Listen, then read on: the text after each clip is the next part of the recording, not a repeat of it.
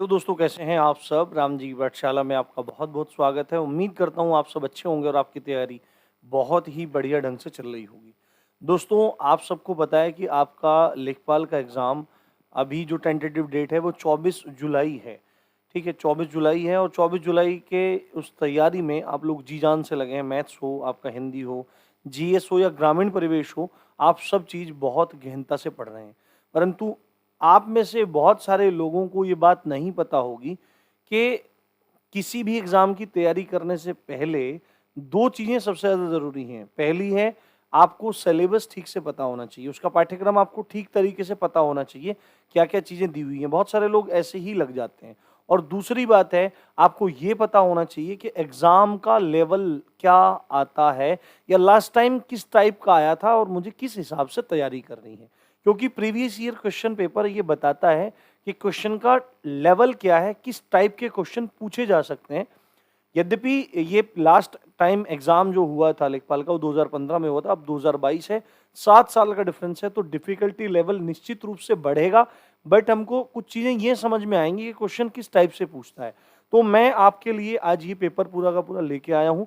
आप लोगों को इसको ध्यान से, इसको हम सॉल्व नहीं करेंगे, बस केवल इसका विश्लेषण करेंगे, क्वेश्चन किस तरह से आपसे पूछे गए थे और इस बार किस तरह से पूछे जाने की संभावना है।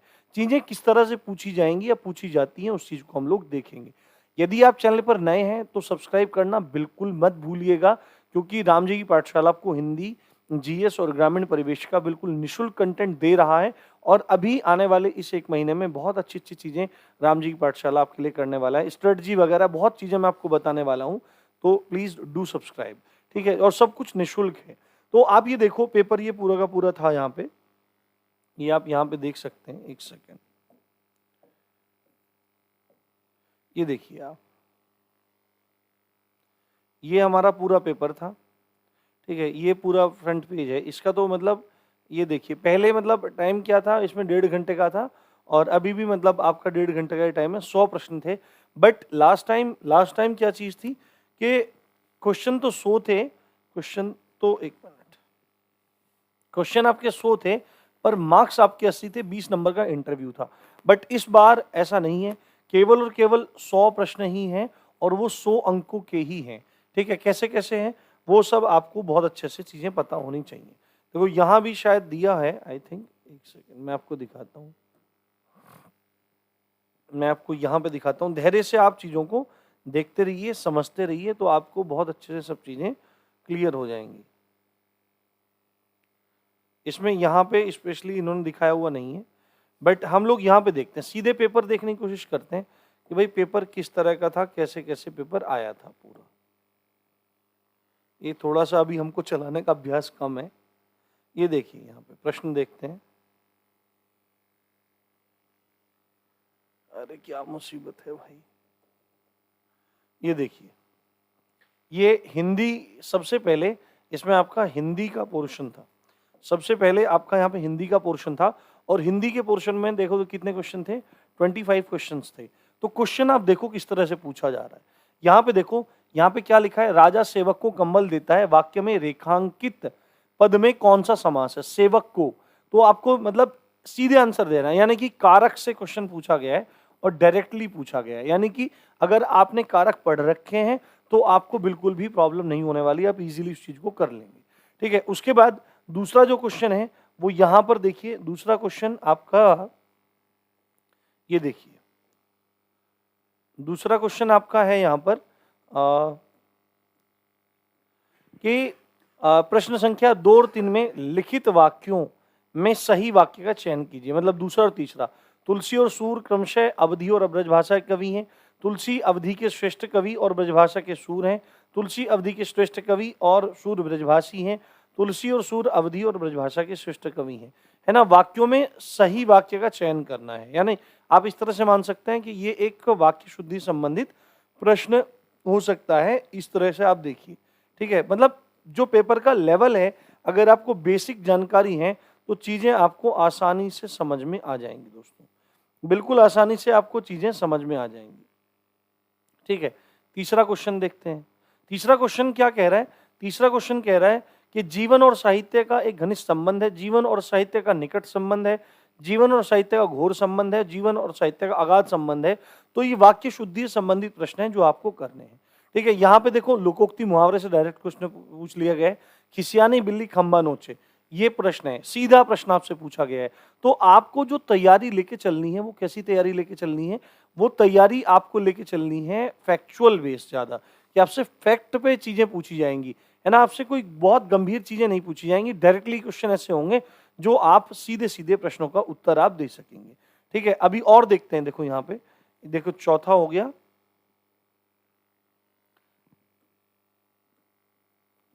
चौथा हो गया। पांचवा प्रश्न देखो आप, काठ की हांडी बार बार नहीं चढ़ती। काठ की हांडी बार बार नहीं चढ़ती, मतलब लकड़ी की जो हांडी होती है वो बार बार नहीं चढ़ती, तो इसका उत्तर आपको देना है यहाँ पर। उसके बाद अभी क्योंकि यही सामने ये है तो इसका यहाँ अर्थ देख लेते हैं।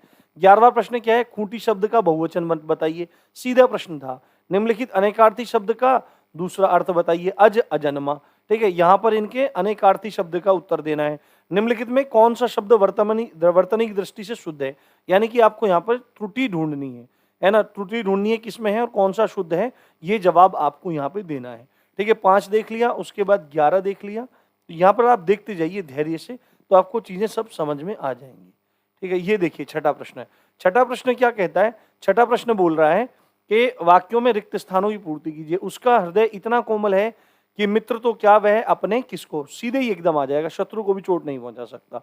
देश रक्षा के लिए प्रत्येक नागरिक को क्या रहना चाहिए? ये इसमें से आपको उत्तर आप दे सकते हैं, उद्धृत रहना चाहिए, है ना, उद्धृत रहना चाहिए, ये चीज है।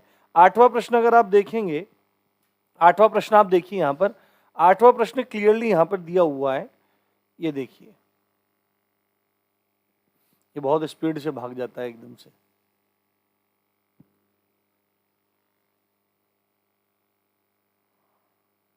आपको काफी थोड़ी असुविधा हो रही होगी, पर आप थोड़ा सा आप एडजस्ट कर लीजिए।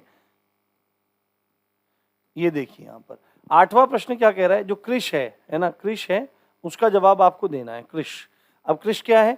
यहाँ पे विलोम शब्द ढूंढने हैं। कृष का बताना है, अल्पज्ञ का बताना है, अरविंद शब्द का पर्यायवाची बताना है। तो सिंपल क्वेश्चन आपसे डायरेक्टली यहाँ पर पूछे गए हैं, चाहे आपका कोई सा भी इसमें क्वेश्चन आप लोग देख रहे हैं। ठीक है, अभी मैं आपको एक और चीज दिखाता हूँ डायरेक्टली। अब मैं आपको दिखाने का प्रयास करता हूँ कैसा कैसा आपका सब था यहाँ पे। ये देखिए 13वां प्रश्न क्या है? 13वां ये सब हमने देख लिया। उसके बाद यहाँ पर देखिए आप लोग 14वां प्रश्न क्या है? मैं अगर बार बार सेलेक्ट करूंगा, पेन चलाऊंगा तो ज्यादा देर लगेगी। 14वां प्रश्न क्या है कि पर्वत की तलहटी क्या होती है, मतलब कि आपको वाक्यांश बताना है, वन वर्ड सब्स्टिट्यूशन आपको यहाँ पर क्लियर करने हैं। कंजूसी से धन व्यय करने वाले को क्या कहते हैं?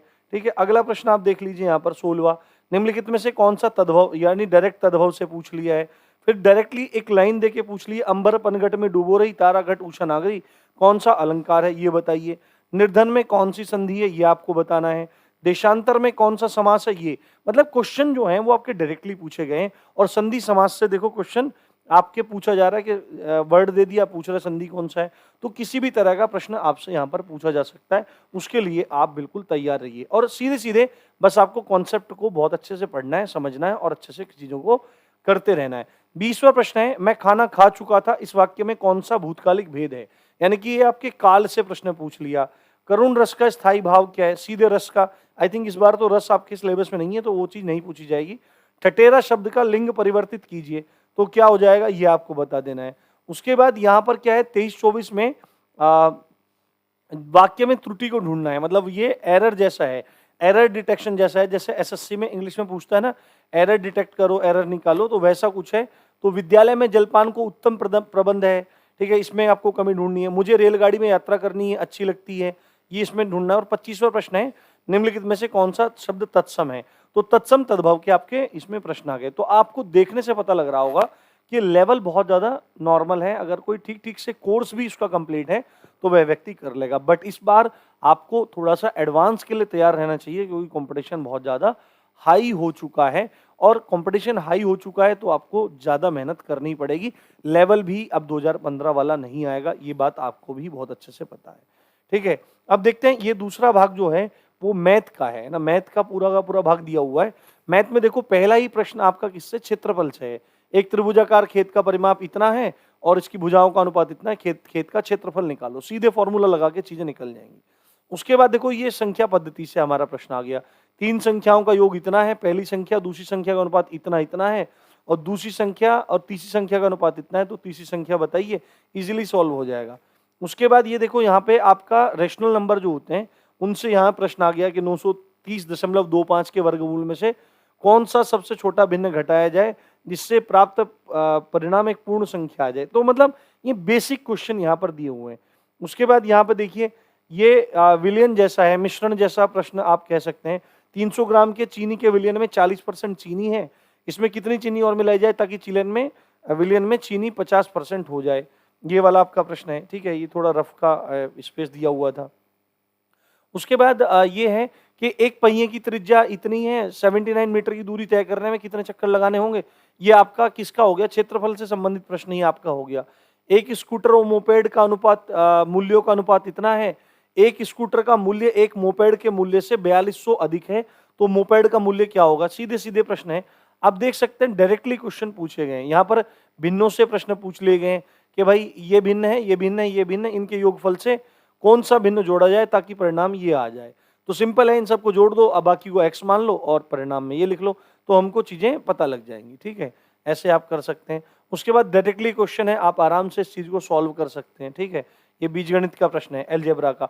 तो ऐसे प्रश्न आपको देखने के लिए मिलेंगे, ज्यादा उसके लिए आपको टेंशन लेने की जरूरत नहीं है। हाँ, एक खास बात है कि इस बार जो सांख्यिकी है, कुछ नए टॉपिक्स जोड़े गए हैं, तो उनसे प्रश्न मिलेंगे और उनका लेवल भी अच्छा हो सकता है। यहाँ पर वृत्त से प्रश्न है, देखो वृत्त की परिधि उसके व्यास से 18.6 सेंटीमीटर अधिक है, तो वृत्त का व्यास कितना है, ठीक है। अब अगला है एलसीएम एचसीएफ का। इस बार जो एलसीएम एचसीएफ है वो बीज गणित के अंतर्गत है, ना कि अंक गणित के अंतर्गत है। तो आपको यही चीजें मिलेंगी, किसमें, यही चीजें आपको ABCD की फॉर्म में उस तरह से मिलेंगी जैसे बीज गणित में मिलती हैं, स्थिरांक जैसा कुछ हुआ। तो दो संख्याओं का एचसीएफ इतना है, एलसीएम इतना है, तो इनका अंतर इतना है, तो संख्याओं का योगफल क्या होगा, है ना। अगला प्रश्न है, यदि कोई व्यक्ति 8 रुपए में, ये आपका किससे हो गया, प्रतिशत से हो गया है आपका, ये प्रतिशत लाभ हानि से हो गया। लाभ हानि और प्रतिशत में कोई ज्यादा अंतर नहीं है, क्योंकि प्रतिशत जो है वो गणित का बेसिक चैप्टर है, नंबर सिस्टम हुआ, प्रतिशत हुआ, इस तरह से। उसके बाद देखो ये 37वां, मतलब आप देखेंगे कि बहुत आसान प्रश्न है, आप डायरेक्टली फॉर्मूला लगा के चीजों को निकाल सकते हैं। एक आयताकार मेज की ऊपरी सतह का परिमाप इतना है, क्षेत्रफल इतना मीटर स्क्वायर है, तो उसका कर्ण निकालना है, ठीक है। अगला प्रश्न आप देखो, यहाँ पर अगला प्रश्न है, ये देखो कुल प्रतिशत वृद्धि पूछ रहा है कि भाई बजट से पहले किसी कार की कीमत इतने % तक बढ़ाई जाती है, बजट में फिर इतने % बढ़ाई जाती है, कार की कुल कीमत में कितना वृद्धि हुई, ये बताना है। उसके बाद साधारण ब्याज से प्रश्न है, यहाँ पर आप ये देखिए, कोई धनराशि साधारण ब्याज पर 10 वर्षों में अपनी दुगनी हो जाती है। सिंपल है, कॉन्सेप्ट लगाओ, बेसिक जिनके क्लियर है वो आदमी आराम से कर लेगा। किसी संख्या में 8%, किसी संख्या, ये कुछ मिटा हुआ है, 8% जोड़ने और 3% घटाने से प्राप्त संख्याओं के बीच का अंतर 407 है, मूल संख्या क्या है। उसके बाद त्रिभुज से प्रश्न आ गया, देखो यहाँ पे त्रिभुज इस बार भी टॉपिक में है, तो त्रिभुज से आप प्रश्न देख सकते हैं। ये पूरा का पूरा आपका त्रिभुज से प्रश्न पूछा गया है। अब अगले प्रश्न की ओर आगे बढ़ते हैं। अगला प्रश्न यहाँ पर देखो आप, ये पूरा ब्याज से फिर आ गया कि भाई किसी धनराशि पर ब्याज 1 पैसा प्रति रुपया प्रति माह हो तो वार्षिक ब्याज दर क्या है। देखो ये आपकी यूनिट्स जो हैं वो आपको चीजें क्लियर होनी चाहिए, तो आपके लिए कोई बड़ी बात नहीं है। उसके बाद यहाँ पर देखो ये आपका त्रिभुज से प्रश्न आ गया, ये को आप कह सकते हैं ये आपकी त्रिकोणमिति से प्रश्न है, तो त्रिकोणमिति में आप इसको आराम से कर सकते हैं। हालांकि इस बार त्रिकोणमिति शायद नहीं है, तो वहां से प्रश्न देखने के लिए नहीं मिलेगा, ठीक है। ये देखो ये माध्य ये आपका आ गया, इसमें प्रश्न डाल दिया है कि 50 प्रेक्षणों के एक समूह का मानक विचलन 8 है, यदि प्रत्येक प्रेक्षण को 2 से गुणा किया जाए तो मानक विचलन क्या होगा, ठीक है। यहाँ पर देखो आपका ये समय दूरी से संबंधित प्रश्न आ गया कि एक व्यक्ति अपनी यात्रा का 2/11 भाग ट्रेन द्वारा, 17/22 भाग कार द्वारा तथा शेष 1 किलोमीटर पैदल चलकर करता है, कुल कितनी दूरी पार करता है, इस तरह से। उसके बाद देखो बहुलक आ गया है ना, सांख्यिकी से भी यहाँ पे प्रश्न आपके पूछे जा रहे हैं, तो इसी टाइप के आपसे क्वेश्चन सब रहेंगे, तो आप देख सकते हैं। ये एक समय और कार्य से आ गया, हालांकि इस बार समय कार्य नहीं है। उसके बाद देखो ये आपका वही आ गया, बारंबारता, वही माध्यिका और माध्य, ये सब आपके प्रश्न आ गए। ये मिश्रण का प्रश्न आपका यहाँ पे आ गया। तो इस तरह से आप मैथ में भी देख रहे हैं, बहुत सिंपल क्वेश्चन आ रहे हैं। यदि आपका कॉन्सेप्ट क्लियर है तो आप चीजों को आराम से कर सकते हैं, ठीक है। बस आपको कॉन्फिडेंट होना जरूरी है। अब अगला जो टॉपिक था वो था आई थिंक सामान्य अध्ययन का, है ना, जनरल अवेयरनेस का। लोकसभा के बारे में प्रश्न पूछ लिया गया कि लोकसभा चुनाव के लिए उम्मीदवार की न्यूनतम आयु, सिंपल क्वेश्चन है, 25 ईयर्स है। उसके बाद यहाँ पर देखो ये कुछ करंट अफेयर से रिलेटेड क्वेश्चन हो गया आपका, ये उस समय करंट अफेयर में चल रहा होगा तो ये करंट का क्वेश्चन आपका हो गया। उसके बाद बायो से क्वेश्चन पूछ लिया गया कि हमारे रुधिर में ऑक्सीजन का परिवहन एक प्रोटीन द्वारा होता है जिसका नाम क्या है, ये आपको पूरा बता देना है ना। 2015 का कोपा के बारे में पूछ लिया गया यहाँ पे। उसके बाद 16 अगस्त 1940 को प्रत्यक्ष कार्रवाई दिवस मनाया जाता है, क्यों, तो ये आपको चोरा चोरी, मतलब डायरेक्टली फैक्चुअल क्वेश्चन आपसे ज्यादा पूछता है। एक बात मैं आपको बता दूं, जो जीएस है उसके लिए मैं यूपी ट्रिपल एससी के अब तक के 2015 से और अब तक के जितने भी एग्जाम हुए हैं उनके सारे क्वेश्चन की सीरीज शुरू करने वाला हूं बहुत जल्द। आने वाले 1-2 दिन में ये सीरीज शुरू हो जाएगी। आपको अवेयर रहना है, अच्छे से पढ़ना है। यदि आप उस सीरीज को पढ़ेंगे तो आपको लेखपाल में मदद मिलेगी, आपको पैट में मदद मिलेगी, आपको वीडियो में मिलेगी, आपको वन रक्षक जितने भी एग्जाम होंगे उसमें जो क्वेश्चन आते हैं उसमें आपको मदद मिलेगी। तो आप उसके लिए थोड़ा सा अवेयर रहिए। ठीक, उसके लिए यहाँ पे देखो ये आपका सीधा सीधा अब केमिस्ट्री से प्रश्न पूछ लिया गया, निम्नलिखित में सबसे अधिक ऋण विद्युतीय तत्व कौन सा है, ये आपसे पूछ लिया गया। उसके बाद देखो एनपीपी, ये आपका किससे पूछ लिया गया, यहाँ पे ये पॉलिसी से आपके क्वेश्चन पूछ लिया गया यहाँ पे पूरा। उसके बाद भारत की उच्चतम वार्षिक वर्षा दर कहाँ पे है, ये आपको सिंपल फैक्चुअल क्वेश्चन है। उसके बाद जून 2015 के चौथे सप्ताह में 2 उद्यमियों और ये है आपका समझौता कहाँ हुआ, ये करंट का क्वेश्चन है उस टाइम का, तो आपको ध्यान देना है। हाल ही में अंतर्राष्ट्रीय क्रिकेट, ये भी आपका देखो किसका है, करंट का क्वेश्चन है। सविनय अवज्ञा आंदोलन का उद्देश्य पूछ लिया है ना। उच्छादन, अनावरण पर किसी पदार्थ का वायु से नमी का अवशोषण करने वाला गुण क्या कहलाता है, तो ये आपको बता देना है, ये फिजिक्स का क्वेश्चन आपका हो गया। अंतरराष्ट्रीय गमन, माइग्रेशन क्या चीज है, ये आपको पूछ लिया। प्रायद्वीपीय भारत का दक्षिणी छोर कन्याकुमारी स्थित है, तो ये रेखा है, उनको आपको बता देना है। ये ज्योग्राफी का आपका प्रश्न हो गया। यानी कि आपको अगर चीजें पता हैं तो आप इजीली सब चीजों को यहाँ पर कर सकते हैं। वह कौन सा स्थान है जहां पर अंतिम मुगल सम्राट बहादुर शाह जफर की मृत्यु हुई, ये आपको फैक्चुअल क्वेश्चन है। केंद्र सरकार के विकास व्यय में शामिल नहीं है, इकोनॉमी का क्वेश्चन आपका एक तरह से हो सकता है। नेपाल भूकंप त्रासदी, ये पूरा का पूरा आपका उस समय नेपाल का मैटर था, वो है सामने। निम्नलिखित में से कैबिनेट स्तर का मंत्री होता है, ये आपका किसका प्रश्न हो गया, ये प्रश्न आपका हो गया पॉलिटी का, सॉरी। ये देखिए 70 मथुरा डिगबोई पानीपत परिष्करणशालाएं जो ऑयल रिफाइनरी वगैरह हैं उनकी स्थापना किसके द्वारा की गई, ये पूरा पूछा गया है। ठीक है, उसके बाद निम्नलिखित में से कौन सी समिति मूल कर्तव्य, सरदार स्वर्ण सिंह समिति है। दालें अच्छा स्रोत होती है प्रोटीन का, सिंपल क्वेश्चन आपसे पूछे गए, बट इस बार आप लोगों को बहुत अच्छे तैयार रहना है, बहुत अच्छे से लेवल पूछा जाएगा, ऐसी मुझे पूरी आशा है। ये पूरा पूछ लिया कि ढालू सड़क पर पत्थर लुढ़कता है, ऊर्ध्व ऊपर की ओर उठाने से अधिक आसान हो जाता है, ये फिजिक्स का क्वेश्चन है। अगर आपको चीजें क्लियर हैं तो आप इजीली चीजों को कर सकते हैं। निम्नलिखित में से किसको संविधान की आत्मा के रूप में माना गया, शतपथ ब्राह्मण और तैत्रीय ब्राह्मण किस वेद के मूल पाठ हैं, ब्राह्मण हैं, तो ये आपको पूरा ध्यान देना है। तो ये आपके 75 क्वेश्चन ही हो गए। अब आया ग्रामीण परिवेश। ग्रामीण परिवेश में एक्चुअली में पूरा का पूरा ग्रामीण परिवेश नहीं पूछा गया, यूपी जी के पूछ लिया गया, कृषि पूछ लिया गया, बट इस बार केवल और केवल ग्रामीण परिवेश ही पूछा जाएगा, इसलिए आपको ध्यान रखना है। ये यूपी जी के यहाँ पे क्षेत्रफल की दृष्टि से उत्तर प्रदेश का भारत के राज्यों में कौन सा स्थान है। 9वीं पंचवर्षीय योजना से प्रश्न पूछा गया, आपको तैयार रहना है, यहाँ से प्रश्न आपका पूछा जाएगा। उसके बाद मनरेगा है ना, प्रारंभ किया गया, ये है। पहले क्या था, ये नरेगा था, उसके बाद 2009 में मनरेगा हो गया।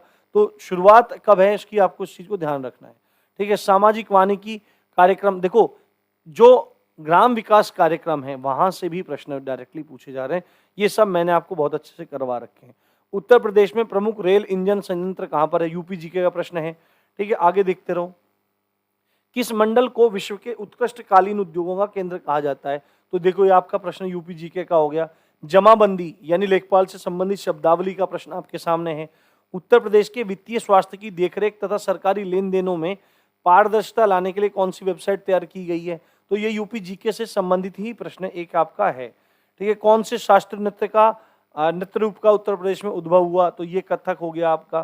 ठीक है, यूपी जीके का प्रश्न है और आप इसको यूपी कल्चर से रिलेटेड कर सकते हैं। उसके बाद देखो राष्ट्रीय ग्रामीण पेयजल कार्यक्रम NRDWP, ये पढ़ाया है मैंने आपको। ठीक है, ये पढ़ाया है मैंने आपको, और ये प्रश्न मैंने पढ़ाया है आपको। ये 70 लीटर है, ये लक्ष्य रखा गया था कि 2022 तक 50 मीटर के दायरे में हर व्यक्ति को 70 लीटर पेयजल की उपलब्धता होगी। ये वाला है पूरा, देखो डायरेक्टली क्वेश्चन है। भारत की जनगणना से प्रश्न आपका है। ठीक है, जनसंख्या घनत्व है। स्वच्छ भारत मिशन, देखो ये सब है यहाँ से प्रश्न आपके पूरे आएंगे। उत्तर प्रदेश में प्रमुख ये जो 75 जिलों सहित कितने प्रमुख मंडल हैं, मंडलों के बारे में यूपी जीके का प्रश्न आपका हो गया। ये आपका प्रश्न है, देखो यहाँ पर उत्तर प्रदेश राजमार्ग भू नियंत्रण अधिनियम है ना, भू नियंत्रण अधिनियम है, वहां से आपका प्रश्न है, भूमि सुधार से संबंधित मामला है। ठीक है, मध्याह्न भोजन मिड डे मील के बारे में यहाँ पे चीजें पूछ ली गई हैं। ठीक है, मिड डे मील योजना जो है सब मैंने आपको पढ़ाया है इसमें, और अभी मैं इनके क्वेश्चन भी करवाऊंगा ग्रामीण परिवेश के, तो आपको अवेयर रहना है। अंबेडकर विशेष रोजगार योजना, ये भी मैंने सब करवा रखी है। योजनाओं से डायरेक्टली प्रश्न आपसे पूछे जा रहे हैं यहाँ पर। एक ग्राम पंचायत में महिलाओं के लिए कितनी सीटें आरक्षित होती हैं त्रिस्तरीय पंचायती राज में? ये जो आपका 73वां संविधान संशोधन 1992-93 आया था, उसमें एक पॉइंट था कि भाई जो महिलाएं हैं उनको 33% रिजर्वेशन उसमें दिया जाएगा। ये पूरा का पूरा प्रश्न है यहाँ पर। अगला प्रश्न देख ले, निम्नलिखित में से कौन सा एक उत्तर प्रदेश राज्य के अधीनस्थ न्यायिक सेवा के रूप में कार्य करता है? तो ये आप पूरा प्रश्न है यूपी जीके का। ब्रिटिश शासन काल के दौरान भूमि पंजीकरण किस अधिकारी द्वारा किया जाता था? तो ये आपका प्रश्न पूरा हो गया। राज्यसभा में कितनी सीटें होती हैं उत्तर प्रदेश की? ये आपका प्रश्न है। उसके बाद बीपीएल सूचियों में छूटे हुए बीपीएल परिवारों को लाभ पहुंचाने के लिए कौन सी योजना प्रारंभ की गई है? तो ये देखो आपके सामने यहाँ पर पूरा है योजना। उत्तर प्रदेश में किस प्रकार की मिलें सबसे अधिक संख्या में है? चीनी, चावल, इस्पात और कपड़ा, ये है। देखो SGSY स्वर्ण जयंती ग्राम स्वरोजगार योजना, इसका पूरा का पूरा नाम ही पूछ लिया। मैंने हमेशा बोला है ये योजना में आपको क्या याद रखना है, योजना उसका फुल फॉर्म, उसका ईयर, इम्प्लीमेंट कब हुआ वो, उसके उद्देश्य क्या है और कोई विशेष प्रावधान है, तो आपको इजीली वो चीजें हो जाएंगी। 99वां प्रश्न है, देखो उत्तर प्रदेश में लिंगानुपात पूछ लिया गया है, और लिंग अभी ऊपर भी आपने देखा है वहां पे जनसंख्या घनत्व पूछा गया है, और ये आपका क्वेश्चन आ गया भूमि पैमाइश से। ठीक है कि भूमि की पैमाइश है। तो ये पूरा का पूरा पेपर आपका एग्जाम में आया था, और आपको इन्हीं चीजों को टारगेट करते हुए पढ़ना है, तो आपकी सफलता सुनिश्चित हो जाएगी। बाकी इसी तरह की बहुत सारी चीजें समझाऊंगा, बताऊंगा, अच्छे चीजों को क्लियर करूंगा। आप राम जी की पाठशाला को सब्सक्राइब कीजिए, जुड़े रहिए। इसी अच्छी बात के साथ आप देख रहे थे राम जी की पाठशाला। मैं हूं राम भारद्वाज। जय हिंद, जय भारत।